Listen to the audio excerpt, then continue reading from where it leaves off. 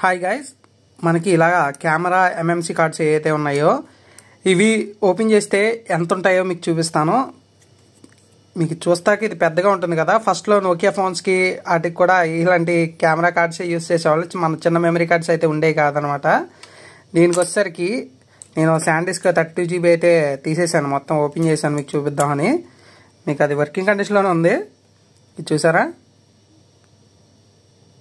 ఎలా ఉందో, చిన్న చిప్.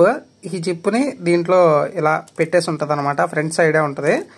అలాగే అడాప్టర్ కూడా ఓపెన్ చేశాను, అంటే మనకి మెమరీ కార్డ్ నుంచి ఈ ఎంఎంసి కార్డుకి కన్వర్ట్ చేసే అడాప్టర్ ఉంటుంది కదా, అది కూడా ఓపెన్ చేశాను అనమాట. దీని లోపల వచ్చేసరికి ఇది కూడా అంతే, ఏముండదు, జస్ట్ కనెక్షన్స్ అయితే ఉంటాయి అనమాట. ఇదిగోండి ఇలా కనెక్షన్స్ అయితే ఉంటాయి, అంటే చిన్న పిన్స్ నుంచి పెద్ద పిన్స్కి కన్వర్ట్ చేయడానికి.